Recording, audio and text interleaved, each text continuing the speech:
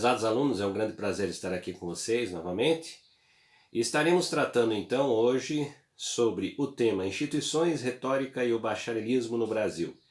Ou seja, nós, em outras palavras, vamos falar um pouquinho sobre a questão do bacharelado aqui no Brasil, essa relação do direito, dentro de um princípio histórico, ao qual nós discutimos então esse universo das formações que vão ocorrer no Brasil, principalmente entre duas áreas que se comportaram extremamente importantes no Brasil.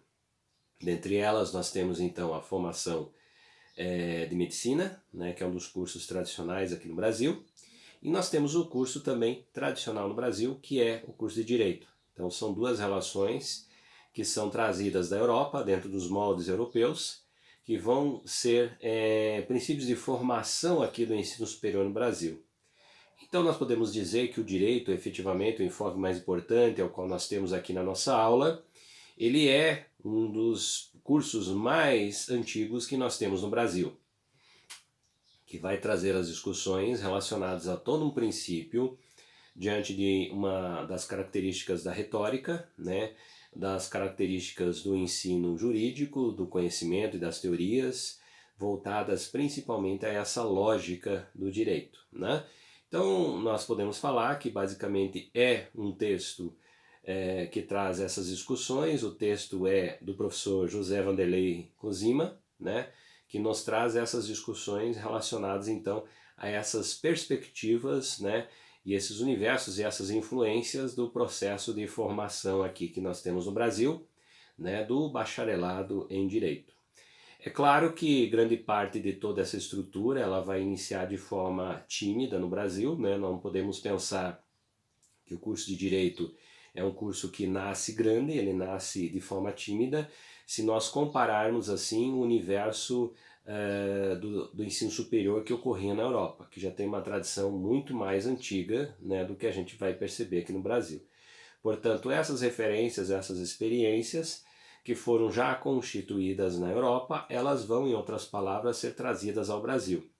É importante a gente pensar que nós estamos dentro de um universo onde discutir o direito ainda passa a ser um processo novo, Porque, querendo ou não, as influências, as modificações, elas estão pautadas entre o que vai se modificando e o que é o tradicional.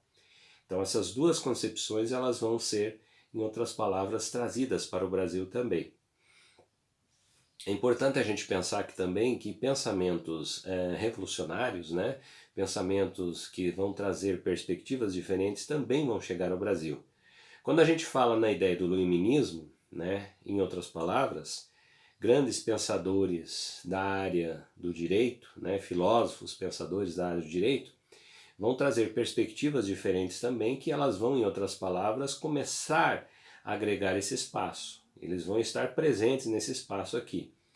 Então, se nós pensarmos, por exemplo, nós temos um curso de Direito que vai se estruturar dentro desse processo histórico, tradicional, e ao mesmo tempo vai receber essas influências de formas e pensamentos diferenciados, quando vai se tratar nessa perspectiva da relação pessoa-estado.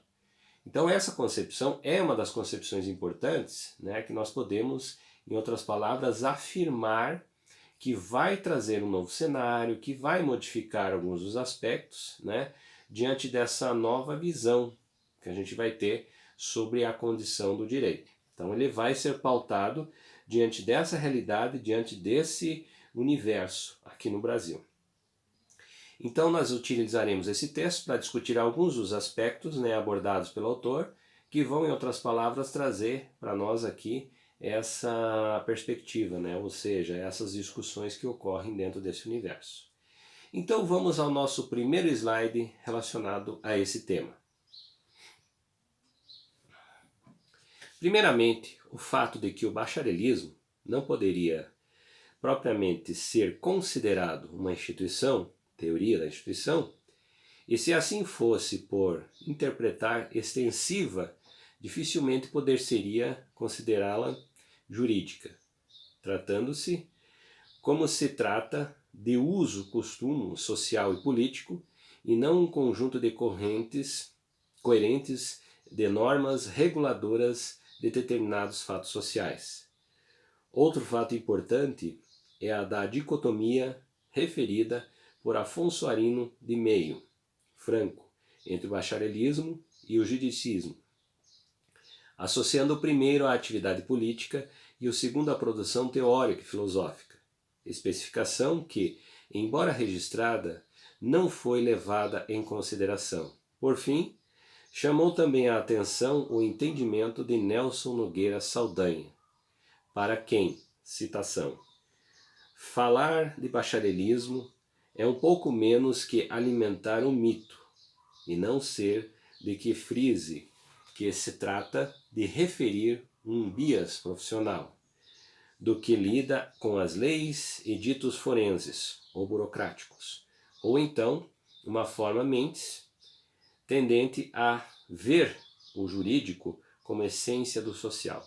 Não obstante, este importante alerta e a natureza científica do trabalho não se pode deixar levar em conta o mito, a instituição, as generalidades, o senso comum, considerando a impossibilidade de uma pesquisa de profundidade. Então aí a gente vai trazer basicamente já a leitura de alguns autores, né, quando vão se condicionar a discutir a relação dessa ideia do bacharelismo, né? Então, em outras palavras, essa formação que se tem, que se condiciona ao aspecto político, condiciona-se ao aspecto administrativo, condiciona-se a toda uma visão, né, de teorias e concepções novas. Então isso passa a ser o quê? Um universo de conhecimento, onde você alia a prática à ideia teórica, e essas duas concepções vão trazer então esse conhecimento que é praticado na sociedade. Vamos ao nosso próximo slide. Certo é que o bacharelismo se trata de fenômeno político e social, fora linguístico e psicológico, e que não se poderia estudá-lo a partir do enfoque histórico-sociológico, prescindindo das recorrências às abordagens já realizadas por algumas figuras mais representativas da inteligência brasileira, que com o brilho irrefutável se detiveram no estudo de nossa cultura e civilização. Propôs-se assim, partindo de obras gerais, a realizar uma incursão por alguns textos que fizeram a história da historiografia brasileira crítica, que nada obstante tenham, odiadamente, um algo de clássico. Propuseram interpretações originais para os fatos que compõem a história documentada do Brasil. Dessas obras gerais, lidas há mais ou menos tempo, extraíram-se as possibilidades interpretativas que pudessem favorecer o conhecimento do objeto. É claro, então, que se nós pensarmos ao estudar uma formação de direito no Brasil, é necessário que você tenha também um estudo histórico. Um estudo que venha trazer tanto das historiografias clássicas, bem como aquelas historiografias críticas que vão trazer a possibilidade para você entender como esse universo efetivamente se construiu. Tá? Então, nós podemos pensar que o Brasil, dentro das suas relações, de toda a sua formação, das mudanças, dos comportamentos, das ações que foram se modificando por pressões internacionais, como por exemplo o término da escravidão, são aspectos que, em outras palavras, eles vão se relacionar basicamente com o direito, porque ele é um dos reguladores, portanto ele vai ser um dos aspectos que dentro dessa sociedade também vai propiciar e vai ordenar as mudanças de comportamentos. Então essa é uma das características que vai trazer também a sua importância. Se nós pensarmos então como isso aconteceria diante da relação da formação. Então a formação desses bacharéis, eles vão, em outras palavras, trazer essa recorrência das mudanças que ocorrem na sociedade. Então as modificações, elas são necessárias, as modificações ocorrem, né? E ao mesmo tempo essas pessoas elas vão estar diante desse processo das transições que ocorrem na sociedade. Portanto, a formação ela passa a ser um aspecto extremamente importante que vai contribuir, né, para o processo de organização social. Então as mudanças ocorrem. Então, dentro dessa característica, quando se discute o universo da formação e do bacharelismo no Brasil, vamos trazer também essas discussões históricas que vão, em outras palavras, contribuir para essas mudanças aí. Vamos então ao nosso próximo slide. Estado patrimonial e passado escravocrático. Para empreender um estudo das instituições nacionais sobre a perspectiva histórico-sociológica, parece imprescindível que se reporte a experiência colonial, período que se presta a favorecer os primeiros elementos, possivelmente os elementos-chave para a compreensão do ethos brasileiro. Sobre esse aspecto, é preciso começar pelo óbvio, considerar o Estado, que se cogita um Brasil descoberto, inserido na história geral das civilizações em visão inevitavelmente eurocêntrica, como fruto da aventura mercantilista portuguesa, um Estado que só obteve sua independência no início do século XIX, evento esse que apenas desvairadamente pode ser lido como uma verdadeira ruptura, especialmente sob o ponto de vista das instituições político-jurídicas. Aí a gente tem então alguns aspectos que são relacionados, né, à formação do Brasil, ao processo histórico, que outras palavras vão contribuir também, né, sobre essas discussões. Pensemos, as mudanças que ocorrem no Brasil e que ocorreram no Brasil vão, em outras palavras, né, trazer modificações administrativas, modificações políticas e jurídicas, né? E nesse sentido nós precisamos pensar que todo o processo de formação, né, de um bacharelismo no Brasil, ele vai trazer também essa vertente, ou seja, ele vai estar diante dessa realidade. Então é necessário se pensar que essas modificações também vão agregar essas mudanças dentro desse universo formativo. Em outras palavras, poderia dizer para vocês que o Brasil, efetivamente, no seu processo histórico, muitas mudanças ocorreram. Portanto, tudo aquilo que estava dentro da sua sociedade, inclusive até mesmo os preceitos jurídicos, administrativos e sociais, e em outras palavras nós podemos incluir também o próprio processo de formação do bacharelismo, ele tem essa necessidade dessas novas roupagens, dessas novas ações. Por quê? Porque a própria sociedade modifica. Então, nesse sentido, se nós pensarmos dentro dessa ótica, ou seja, dessa visão, é necessário a gente perceber que essas mudanças elas vão agregar o quê? Modificações estruturais, né? Então, a própria norma, a própria Constituição, a própria forma de você tratar essas mudanças, elas vão agregar modificações na sociedade. Portanto, quem regulamenta isso é a norma. Então, dentro desse princípio, nós temos essa relação de importância que existe. E é necessário a gente entender como essas concepções elas vão acontecendo, como ela vai se estruturando na sociedade. É claro que o processo coercitivo é um processo natural dentro desse mecanismo para que as coisas ocorram de acordo com a norma estabelecida. Vamos ao nosso próximo slide. 2 jesuítas ao curso de Direito. Conforme registra Luiz Antônio Cunha, enquanto a América Espanhola conheceu cursos superiores desse início da colonização, com as primeiras universidades tendo sido fundadas em 1538, em São Domingos, seguida da Universidade de São Marcos, em Lima, em 1551, e a do México, em 1553, nosso ensino superior reuniu-se até a fuga da família real para o Brasil. As experiências jesuíticas da Companhia de Jesus, com o primeiro colégio sendo estabelecido na Bahia em 1550, segundo o autor, em conformidade com a historiografia brasileira, a ausência de cursos superiores no Brasil é normalmente atribuída à formação centralizada pretendida pela metrópole. Também a cultura inferior aqui encontrada, comparativamente às culturas astecas, maia e inca, com que se deparavam os espanhóis, e mesmo a escassez de recursos docentes, verifica-se em Portugal que poderiam servir de razões para o quadro. Enfim, a própria conceituação de universidade se prestaria a fomentar e a aprofundar a reflexão. A necessidade da universidade, efetivamente, ela não apareceu nesse processo inicial do Brasil. Diferentemente de outras localidades aqui nas Américas que tiveram a oportunidade de construir, né, as suas universidades, obviamente isso trazendo um universo social diferenciado, né, agregando conhecimentos que são trazidos, né, e produzidos dentro do meio acadêmico.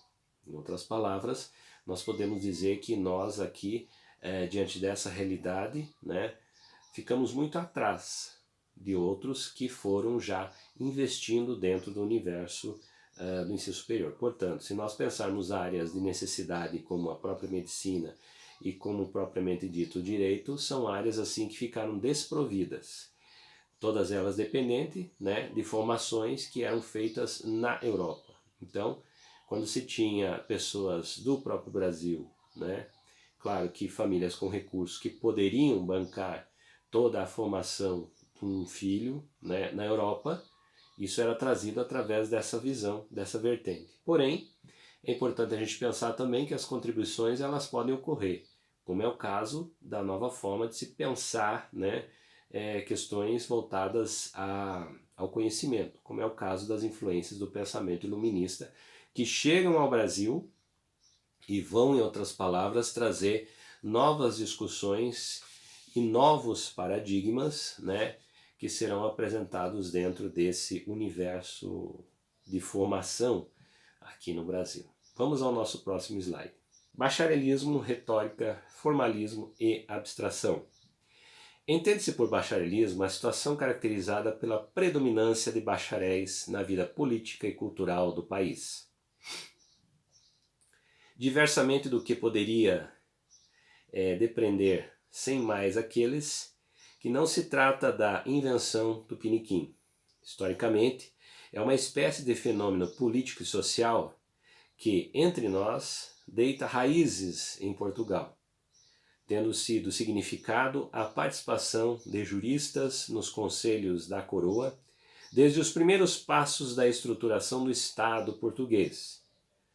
Obra de jurista foi a justificação de posse do trono ao mestre de avis, cabendo também a eles delimitar as fronteiras entre os bens do príncipe e a coisa pública, como fonte no direito romano. Essas influências vão acontecer, obviamente, se a gente pensar, né, desse primeiro momento de como era visto o direito na Europa, de como o direito era compreendido diante dessa relação, principalmente no universo europeu. Vamos ao nosso próximo slide. Nada obstante a ascensão do bacharel tipicamente brasileiro, que trouxe consigo os ideais do iluminismo, e que se verifica é que não houve, nem poderia haver, a conformação do Estado, efetivamente as ideias liberais, o que em outras palavras poderia significar substituição do modelo tradicional por uma forma de dominação de tipo racional, nos moldes weberianos. Também a qualidade das relações sociais não sofreu qualquer alteração significativa. Antes que houve foi a incorporação daqueles elementos à estrutura estabelecida, já delineada, ainda que os primeiros traços dessa experiência das capitanias hereditárias, dando o ensejo de uma interessante contradição entre o discurso e a prática, o que, aliás, se verifica até os dias de hoje. Vá lá que se tenha, não sem hesitações, abolido definitivamente a escravidão, prática absolutamente incompatível com o modelo econômico liberal, e o mesmo dentro de uma confusão de fatos tenha sido instaurado o regime republicano, mas daí incorporar, sem maiores sanções, valores que não estavam presentes na prática cotidiana das relações sociais. Vai grande distância. As modificações elas foram das mais fortes possíveis no Brasil. Então o cenário ele foi trazendo vertentes diferenciadas, né, que em outras palavras vão agregar essas mudanças, elas vão ser importantes e elas vão ter um espaço muito forte dentro desse cenário social. Vamos ao nosso próximo slide.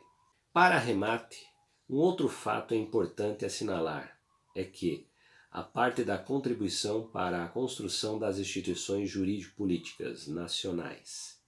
O bacharelismo manifestou-se amplamente fora dos gabinetes políticos e dos cargos públicos, notadamente na produção literária e jornalística, o que se deve ser creditado basicamente às possibilidades orçadas pela vida acadêmica.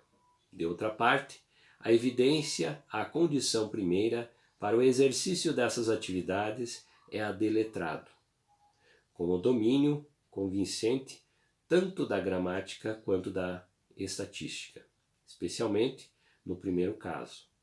Essa pré-condição para o exercício dessas atividades, associada ao fato de serem os bacharéis, um grupo expressivo e letrado em terras de analfabetos, com a cultura humanística geral e, de certa maneira, afetados pelos ecos da doutrinação jesuítica. Pode ter favorecido ao quadro especialmente se considerar quando seu último aspecto a valorização excessiva do trabalho intelectual e o predestinamento da letra, como características peculiares da visão jesuítica da educação. Essa formação ocorre, essas influências estão presentes, né?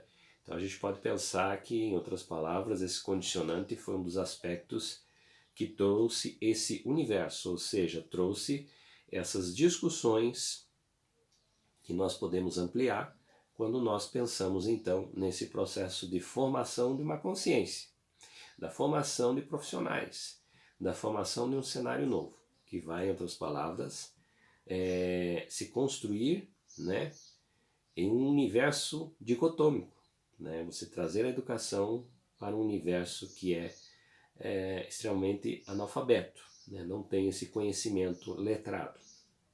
Então aí você tem uma barreira, né, que se constrói e ao mesmo tempo possibilidades que vão se ampliar dentro desse universo que é o Brasil. Vamos ao nosso último slide.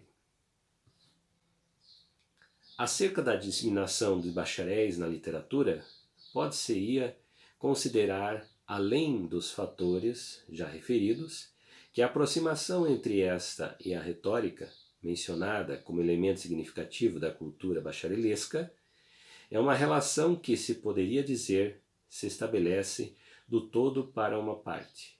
Ainda se insinua, não se rodeia de incorrer em grave impropriedade da literatura e o espaço-tempo da confraternização das artes linguísticas, particularmente quando se expressa pela forma escrita. Ademais, a cultura bacharelesca não é somente a retórica, mas também literária, retórica, enquanto privilegia a eloquência, não raro em prejuízo do conteúdo literário, enquanto, talvez, uma cultura libresca romântica, ingênua e ampla, mas indiferente à realidade concreta. Assim nós acabamos então essa primeira perspectiva do texto, para nós pensarmos então como efetivamente foi esse processo de construção, né, desse bacharelismo no Brasil, dessas influências, das modificações que ocorrem nesse cenário. Assim, convido a vocês a se debruçarem na leitura do texto, que é efetivamente muito importante para nós ampliarmos essas discussões às quais foram apresentadas aqui. Algumas questões foram provocativas para vocês, então, observarem quais são esses pontos mais especificamente dentro do texto ao qual indicamos para essa leitura. A todos vocês, um bom estudo, bom trabalho a todos e nos encontramos aqui na nossa próxima aula.